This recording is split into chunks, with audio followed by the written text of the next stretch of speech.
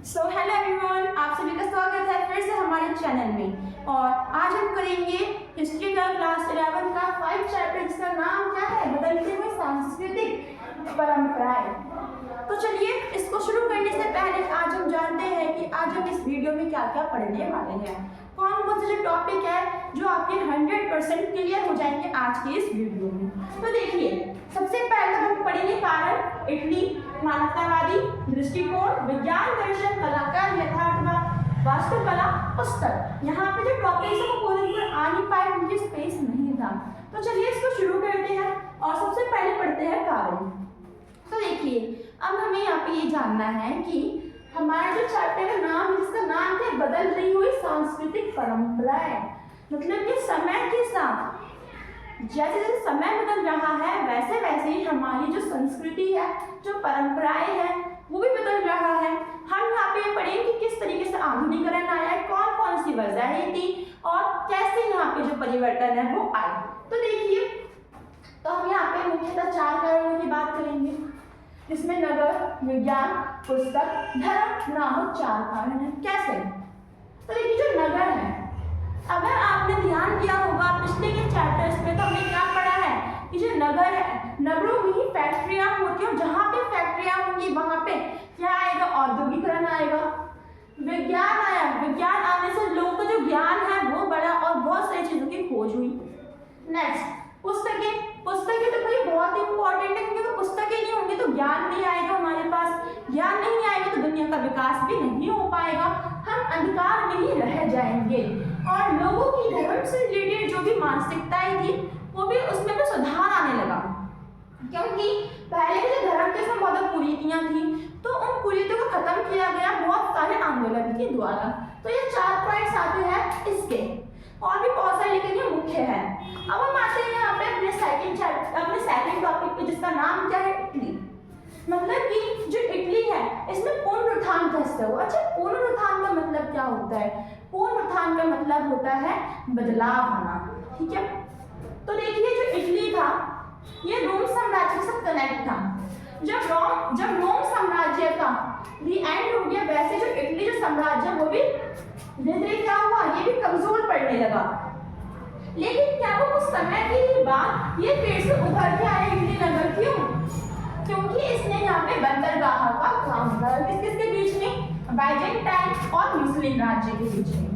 अब देखिए, यहाँ पे होना क्या था कि मुख्य रूप से जो हमारी इटली है, रोम साम्राज्य जब खत्म हुआ तो भी खत्म हो गई थी, इसका डी एंड चल रहा था। लेकिन वैसे ही जब बाइजेंटाइन और मुस्लिम दोनों की तरफ राज्यों के बीच क्या हो, व्यापार बढ़ा।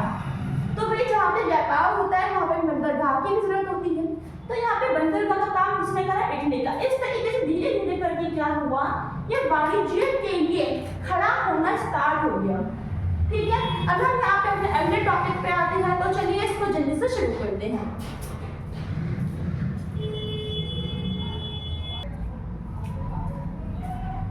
तो अब हमारे पास यहाँ पे अगला टॉपिक क्या है, मानवतावाद। जो टॉपिक है इसका पूरा का पूरा नाम क्या है, विश्वविद्यालय व मानवतावाद। तो चलिए जानते हैं सबसे पहले विश्वविद्यालय क्या होता है। यूनिवर्सिटी को ही हम हिंदी में विश्वविद्यालय कहते हैं। और मानवतावाद की एक ऐसी सोच है जिस कारण हमें वाणिज्य पढ़ने को मिला, इतिहास पढ़ने को मिला, हिंदी, अलंकार शास्त्र, ये जितनी भी चीजें जो आप भी पढ़ रहे हो आर्ट सब्जेक्ट में, उसी को हम कहते हैं मानवतावाद, ठीक है। अब आइए इसको हम पढ़ते हैं कि जो सबसे पहले विश्वविद्यालय थे इटली के पादुआ और बेबीलोनिया नगर में खुले।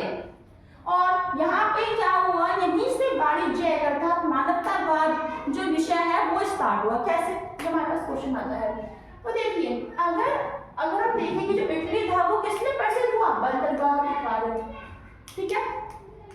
बंदरगाह के कारण क्या हुआ है, प्रसिद्ध हुआ।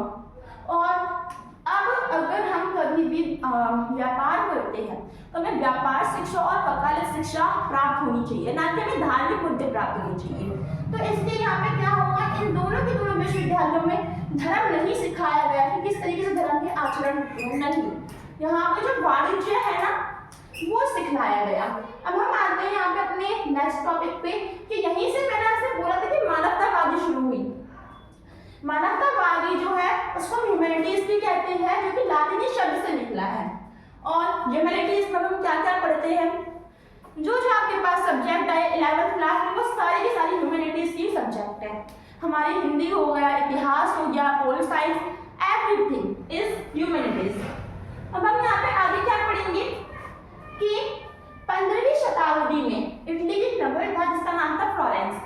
अब ये जो नगर है, फ्लोरेंस जो नगर है, वो 13वीं शताब्दी तक ज्यादा मशहूर नहीं हुआ, लेकिन 15वीं शताब्दी के बाद इसका विकास होना स्टार्ट हुआ।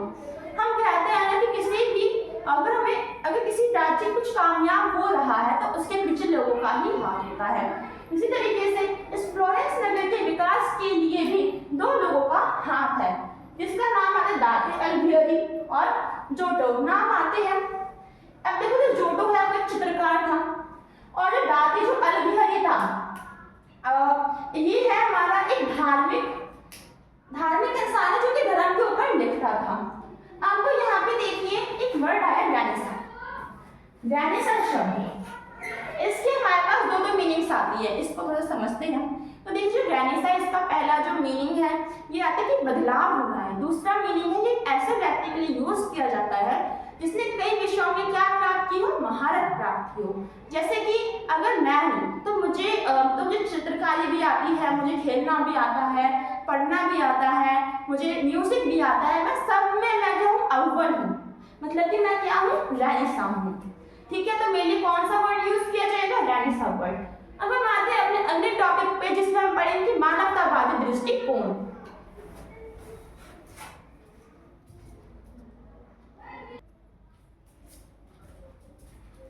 अब चलिए, अब हम यहाँ पे आते हैं अपने अगले टॉपिक पर, ठीक है, जिसका नाम क्या है, मानवतावादी दृष्टिकोण। जैसे कि आपको यहाँ पे दिख रहा होगा कि भाई हमारे पास दृष्टिकोण वाला एक टॉपिक आता है जो कि आपकी एनसीईआरटी में है।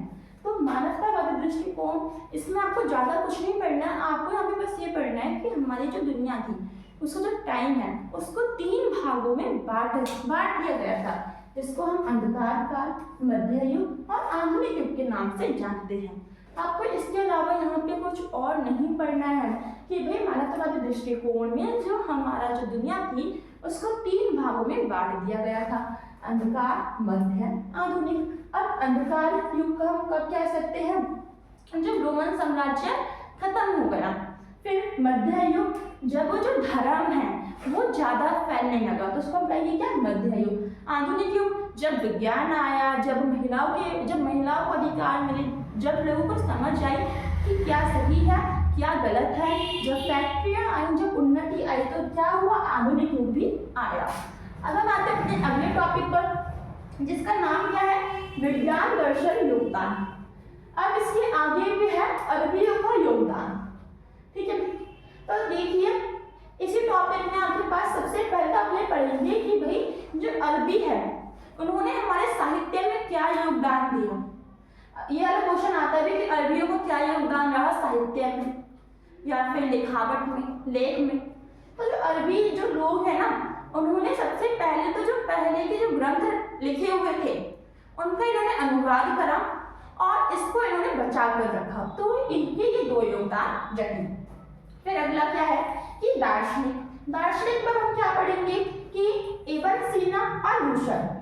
आपको इन दोनों जो दार्शनिक है इनका बस आपको नाम याद रखना है, क्या नाम था, इब्न सीना और रूशर। इसी टॉपिक में एक पॉइंट और है, यार आपसे आ भी सकता है कि इतालवी दुनिया का ज्ञानी किसको माना जाता था। तो इतालवी दुनिया का जो ज्ञानी है ये मुस्लिम संप्रदाय के लोगों को माना जाता था। इतालवी मतलब इटली के लोग। क्लियर। अब हम आते हैं अपने अगले टॉपिक पर जिसका नाम क्या है हमारा, कलाकार वो यथार्थवाद।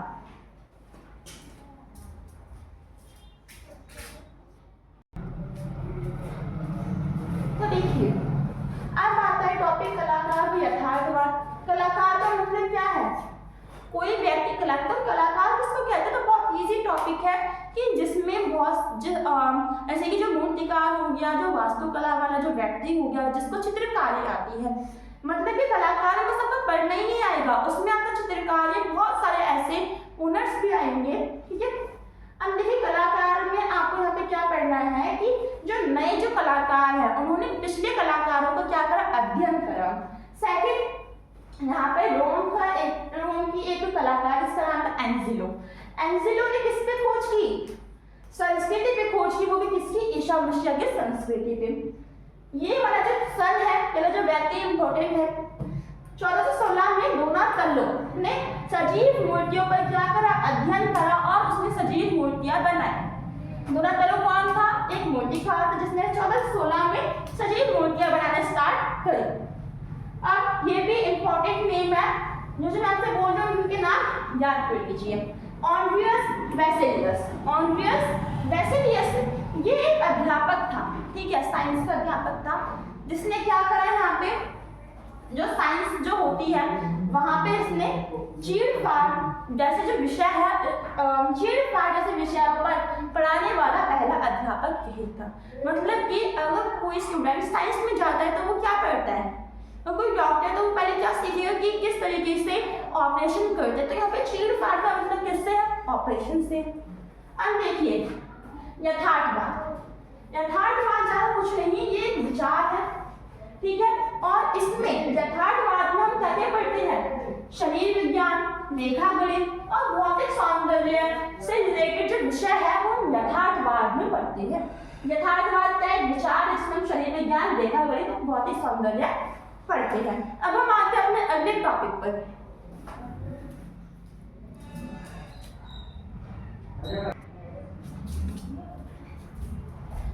तो अब हम पढ़ते हैं आपके किसके बारे में? वास्तुकला। अच्छा, वास्तुकला सुनते ही आपके मन में पहला वर्ड क्या आया?